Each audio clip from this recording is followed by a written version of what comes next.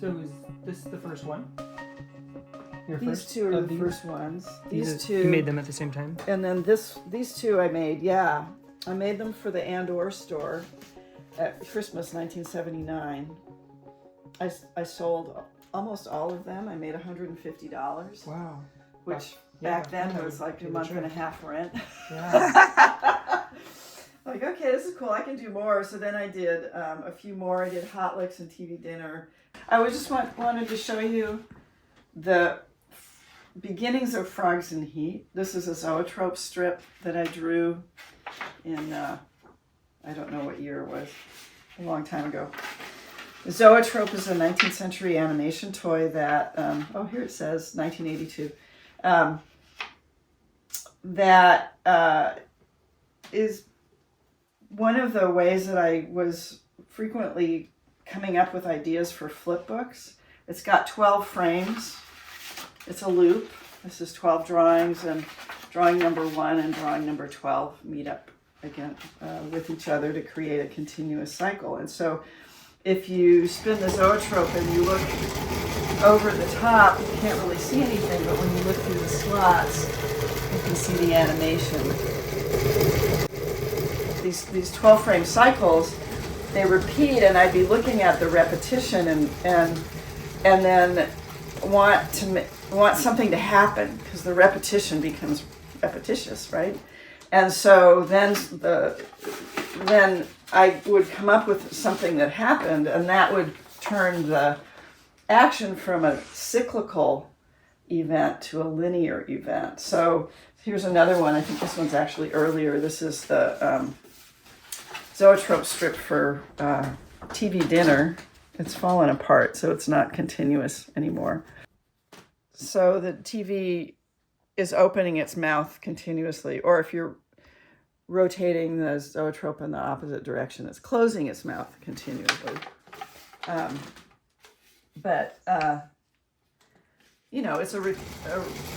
a cycle. It repeats itself, and it sort of asks for something to happen after this keeps going for a while. And so I got the idea that what would happen would be that the television would open its mouth and stick out its tongue and grab a little kid and swallow it.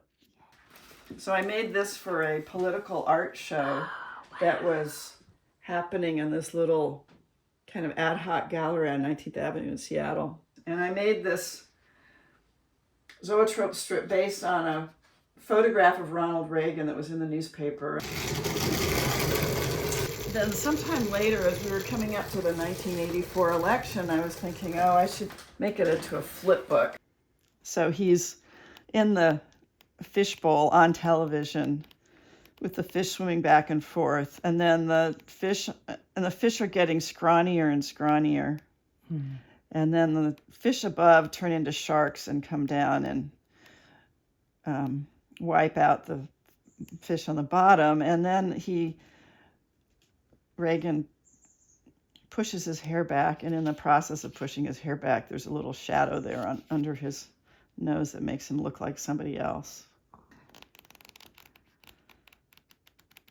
So, that's the cool thing about flipbooks, is that you can do that. You can say, wait, what is that picture in the middle there that she did there that's like, whoa, that's Hitler.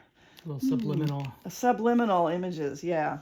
What do we have happening here? Okay, so this is a praxinoscope, and I brought this one out because I did one of the flipbooks in sort of a reverse order. I made this one 5 pelicans fish that was inspired by going on a trip down the California coast with my dad, and realizing that when I was a kid, we never saw any pelicans. The pelicans were gone, but suddenly by the mid-'80s, the pelicans were back. And so I got interested in that, and I did some research, and I did this series of drawings of pelicans, and I shot some footage of the pelicans and rotoscoped them. The reason the pelicans came back is because we banned DDT. And DDT is what had, like so many other large birds, the DDT had made it impossible for them to reproduce because the shells would be too weak.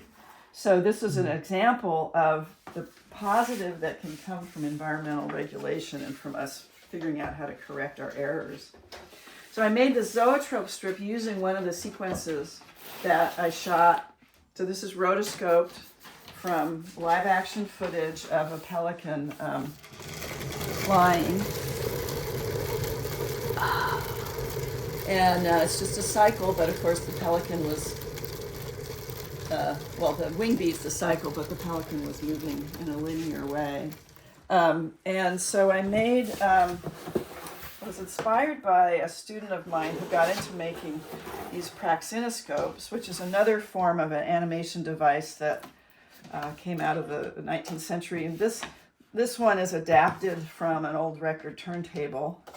But the concept is similar to the zoetrope in that you've got 12 frames, but this time they're being reflected on the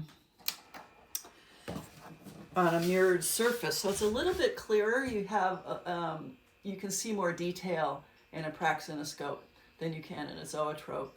So this is a watercolor. I was experimenting with watercolors, kind of teaching myself what I could do with watercolors using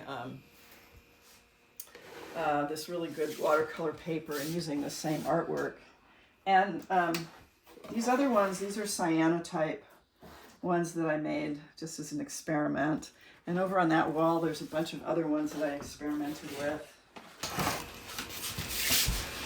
Yeah.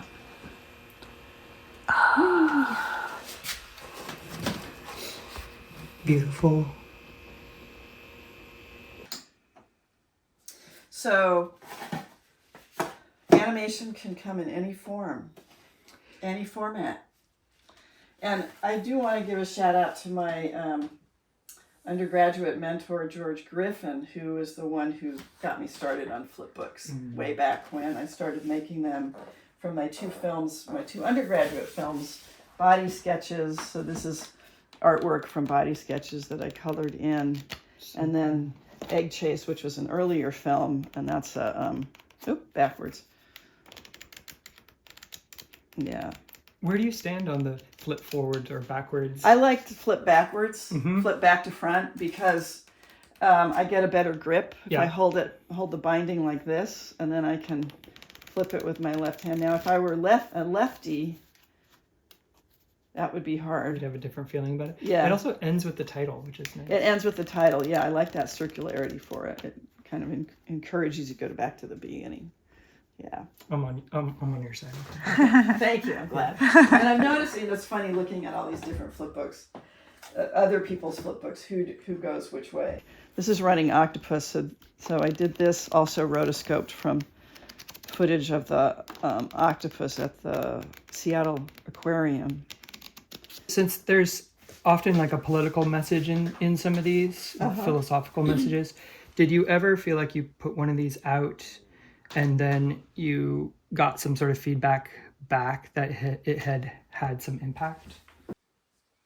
It's funny, Ron's World, I heard back from some people who were Reagan supporters that they said they thought it portrayed him in a favorable light. So that was interesting. And I've gotten some, I don't think it's ever changed anybody's political outlook on life, but there are things that have resonated, like I know that animal husbandry resonated with a lot of people. And unfortunately, I only did one printing of it. I was in a transitional moment, so I didn't do another printing. So there weren't that many of them out there, but I was just sort of dealing with the controlling one's anger. Yeah, or hormones, anger or hormones or whatever, that's open to your interpretation, Some of them are considered pornographic. I've been told, this is pornographic, we can't have this in our store. Even before I got, leash laws, obviously a little edgy. It got held up. It was when I was working with Real Comet Press, and they were publishing them. And what is happening there? And leash law, we were printing all the flipbooks in Hong Kong. And when this came back through customs, they held it up because they were trying to figure out if it was obscene or not. Was it? Apparently not, because they let it go. I mean, it's drawings, Yeah. It's like, And again with your thumbprint. And also, Thumbprint in the yeah, back. my thumbprint. And I'm in the, let's see, there's a self-portrait of me up there in the back Oh, you're flying around doing the in air. drawings. Up there, that's me. And so Okay. I get yanked off the frame at the same time the guy does. And this was done in response to the whole series of efforts to censor artists who were being funded by the NEA. So it was, Robert Mapplethorpe and Karen Finley and I don't know who else in the late 80s. My mother didn't like this one at all. I feel like it would be criminal if we didn't talk about Birthright, which is also a book, right? Mm-hmm. Like every page. Can you tell us about that? Yeah, so every page is got text on it at the bottom and the top. There are two religious texts that it comes from. One is from the Mahayana Buddhist texts and the other is from the Talmud. And it was in response to something my mom said once. We were visiting a friend who had just had a baby, and she said, "Oh, you look at that baby's face and you just wonder what they're busy forgetting." Oh. And I thought, wow, this is really interesting. And then I had another friend who was pregnant and was having a hard time holding onto the baby. She was told to have bed rest for several months. And so I made a little animation of this birth, and then I made a flipbook out of it. These are all scratchboard drawings, which I will never do again. Never animate on scratchboard. I mean, it turned out really beautiful. It did, but you can't trace it very easily. Right. So the bottom text is from the Mahayana Buddhist text, and the top is from the Talmud. And it's a little bit harder to see because you have to look up there in the binding. But both of them are sort of about the knowledge that is born with us, and how through our lives we have to work hard to regain it. I've sold a lot of these to a lot of midwives. They're really into it, so that's been kind of fun. Yeah, I do have those scratchboards drawing somewhere. I can't remember where I put them. I figured it took me about 8 hours to do each scratchboard drawing. Okay, so 8, 16, 24. There's 56 of them. Yeah, It was a long time. That's a labor. Yeah. But I have to say, like, it turned out so gorgeous. It's just so. I remember getting this as a kid too. Yeah. So I like, for me, sketched into my memory is at this novelty shop in my neighborhood. I picked up Birthright, Hot Licks, Frogs in Heat, TV Dinner. Made me actually reconsider how much I was watching TV. Oh, good. I'm almost certain. So it did change your life. Yeah, because this was like my new TV. It was my new entertainment. It was my new, video game or just, but also a practice of making animation. Out of print. TV Dinner's still in print. Birthright's still in print. Sloth is still in print. Roses Are Red are still in print. Ooh, and that's double-sided. My cat Wanda. Yeah, that was. She went into heat, and it was a sort of amazing thing to watch. She wanted that shoe. Yeah, she started rubbing up against my high heel shoe. I thought, okay, this is an iconic image. Real Comet Press was a different group. That was Kathy Hillenbrand's Real Comet Press that I worked for, and then she took over publishing a bunch of my books. And this is the last one that I made. Last one you made? That was published. Like of any flipbook? Of any of the flipbooks, yeah. Oh, wow. 1990. So it's, would you ever do another? Probably not. I'm on to other things. Yeah. Yeah. I get that. Yeah. Speaking of which...